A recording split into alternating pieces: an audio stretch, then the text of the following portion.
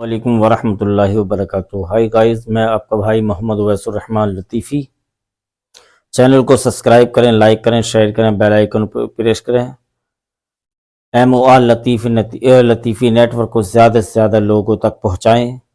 हमें आपके सामने मौलाना मुस्तफ़ीज़ रज़ा की एक बहुत ही बेहतरीन नायाब बयान मैं आपके सामने हाजिर करता हूँ। जो मौलाना मुस्तफ़ीज़ रज़ा कुशीनगर बिहार वालों ने बहुत ही बेहतरीन इस्लाम की बुनियाद के बारे में बताया कि इस्लाम की बुनियाद कितनी चीज़ों पर है। बड़ी बेहतरीन अंदाज में उन्होंने समझाया, मगर आज हमें मालूम नहीं कि ईमान कितनी चीज़ों पर है, इस्लाम कितनी चीज़ों पर है और इस्लाम की बुनियाद कितनी चीज़ों पर टिकी हुई है।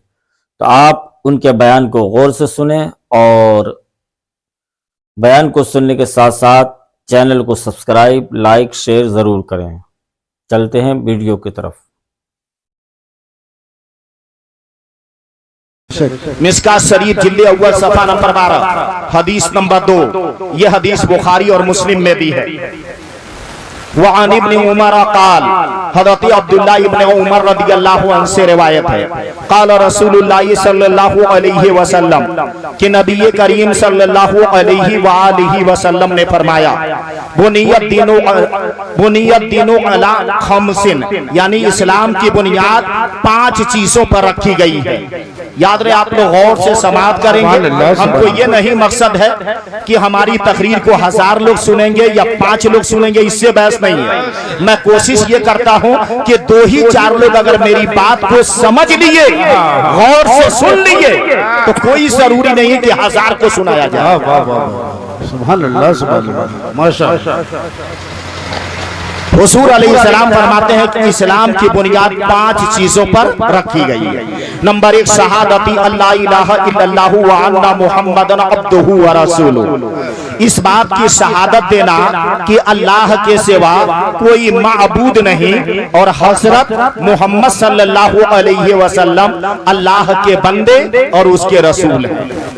नंबर 2, वही इकामी सला और नमाज कायम करना। नंबर 3, वही ताई सका और ज़कात अदा करना। नंबर 4, वह सौमी रमजान और रमजान के रोजे रखना।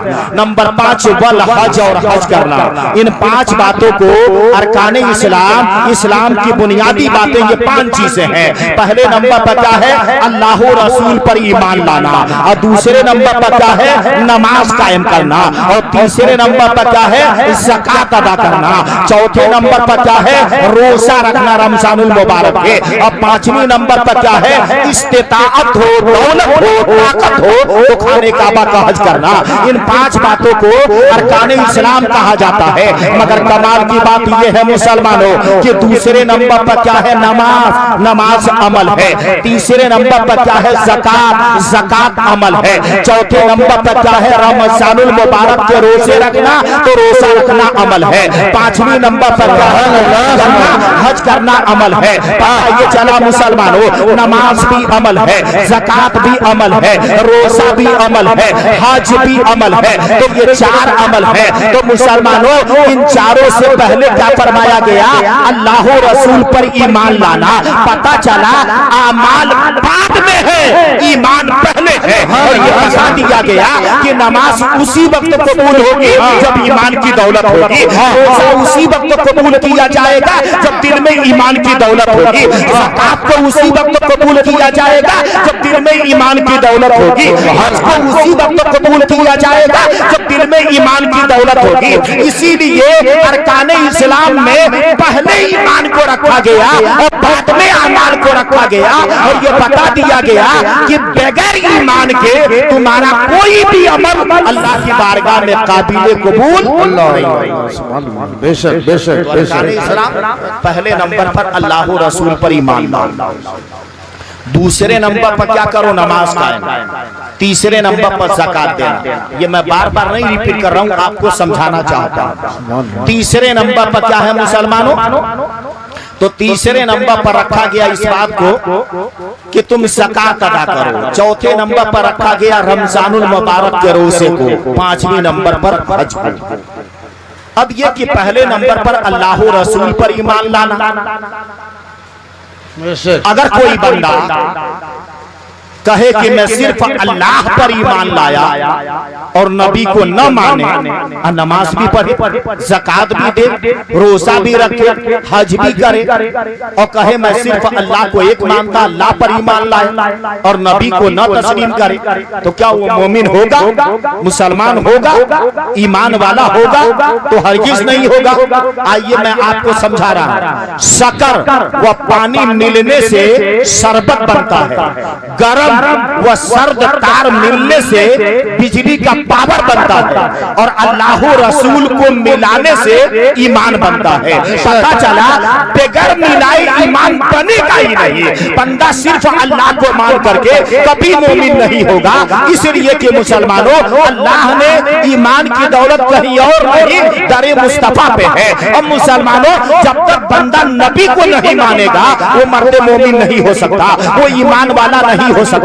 जैसे कि शक्कर को अलग कर दे, पानी को अलग कर दे और पूछा जाए क्या है, तो बंदा जवाब देगा एक शक्कर है और दूसरा पानी है। लेकिन दोनों को मिला दिया जाए तो न कोई शक्कर कहेगा न कोई पानी कहेगा, सब शरबत कहेंगे। तो बेड़ा तमसील मुसलमानों, ला इलाहा इल्लल्लाह और मुहम्मदुर रसूलुल्लाह, आमन्ना बिल्लाहि हम अल्लाह पर ईमान लाए, आमन्ना बिर रसूल और हम रसूल पर ईमान लाए, ला इलाहा इल्लल्लाह मुहम्मदुर रसूलुल्लाह पढ़ करके हम इस्लाम में दाखिल हो गए। ला इलाहा इल्लल्लाह क्या है? तो कलमे तौहीद है। और मुहम्मदुर रसूलुल्लाह क्या है? तो कलमे रिसालत है। लेकिन जब दोनों को मिलाते हैं तो न कोई तौहीद कहता है न कोई रिसालत कहता है, सब के सब कहते हैं कलमे तैयबा। सुभान अल्लाह, सुभान अल्लाह, माशाअल्लाह। अब मुसलमानों, ये कि आपने ये समाज में ईमान लाने के बाद 4 काम करना, नमाज कायम करना, इसमें हम लोग बहुत पीछे हैं। नारा लगाने में बहुत आगे, ये बात अच्छी तरह याद रहे, नारा लगाने में बहुत आगे। और मुसलमानों, सिर्फ नारा लगाने से बात नहीं बनेगी, सिर्फ दावा करने से बात नहीं बनेगी। अब कोई कहता है मैं मानता हूँ ला इलाहा इल्लल्लाह और मुहम्मदुर रसूलुल्लाह को ना माने, तो याद रहे वो कभी भी अल्लाह की बारगाह में ईमान वाला नहीं हो सकता। तमाम आज़म चेहरा अशरफ और अफजल और सारी इबादत में सजदा अफजल। तमाम आज़म में चेहरा अशरफ और अफजल। आइए मैं मिसाल देके समझा रहा हूं। मिसाल के तौर पे किसी लड़की के लिए लड़का देखने जाएंगे तो जाकर बंदा चेहरा ही देखता है, ये नहीं बोलता है कि शर्ट खोलो मैं देखूं तेरा पीठ कैसा है, तेरा पेट कैसा है। बात को समझिए। आज जब लड़के वाले आते हैं लड़की देखने तो लड़की का भी चेहरा ही देखते हैं, चेहरा ही असल है, उसी चेहरा को देखकर फैसला किया जाता है। तो तफसीरे नईमी में तफसीरे कबीर के हवाले से लिखा तमाम आज़ा में चेहरा अशरफ और अफजल है और सारी इबादत में सजदा अफजल है। सुभान अल्लाह, सुभान अल्लाह, सुभान अल्लाह। सजदा अफजल। अब कोई बंदा सजदा ना करे, बात को सुनिएगा, कोई बंदा सजदा ना करे और रोजाना फातिहा कराए, रोजाना मिलाद कराए, रोजाना सलाम पढ़े, रोजाना मज़ार पे जाए, रोजाना वजीफा पढ़े, रोजाना तिलावत करे, तो मैं बोल रहा हूं दावे के साथ उसका कोई भी अमल अल्लाह की बारगाह में कबूल नहीं होगा। जिंदाबाद। कोई भी अमल अल्लाह की बारगाह में कबूल नहीं होगा। क्यों नहीं होगा? उससे पहले समझने की कोशिश करें। आप किसी भी खानकाह में चले जाए, मुसलमानों, जो सच्चा पीर होगा उसके पास जाएं और जाकर बोले मुझे ये परेशानी, ये दुश्मनी, घर में ये परेशानी, माँ बाप को ये परेशानी। अगर वाकई वो सच्चा पीर है तो क्या जवाब देंगे मालूम? फजर की नमाज पढ़ के ये वजीफा पढ़ना, जोहर की नमाज पढ़ के ये वजीफा पढ़ना, असर की नमाज पढ़ के ये वजीफा पढ़ना, मगरिब की नमाज पढ़ के ये वजीफा पढ़ना, ईशा की नमाज पढ़ के ये वजीफा पढ़ना, तहज्जुद पढ़ने के बाद ये वजीफा पढ़ना। अगर सच्चा पीर होगा तो पहले नमाज पढ़ पाएगा फिर वजीफा पढ़ पाएगा, क्योंकि वो जानता है कि बगैर नमाज के कोई भी अमल अल्लाह की बारगाह में काबिल कबूल। देखा आपने मौलाना मुस्तफ़ीज़ रज़ा साहब ने कितनी बेहतरीन और शानदार बयान किया है। आपने बताया कि आप इस्लाम की बुनियाद 5 चीज़ों पर है। लोग कितनी ही कोशिश कर लें, अगर नमाज छोड़कर और मुस्तफ़ा जान रहमत सल्लल्लाहु अलैहि वसल्लम की रिसालत और खुदाए वहदहू ला शरीक की उल्हियत का इनकार करके कोई भी अमल करें, दुनिया का कोई भी अमल सब बेकार जाएंगे। क्योंकि पहले अल्लाह के रसूल पर ईमान लाना, उसके बाद तमाम अमल करना। क्योंकि अल्लाह रसूल पर ईमान लाना तमाम अमल की जान है। तो इसलिए पहले अल्लाह के रसूल पर ईमान लाना ज़रूरी है, उसके बाद अमल करें। चैनल को सब्सक्राइब करें, लाइक करें, शेयर करें, बेल आइकन ज़रूर प्रेस करें।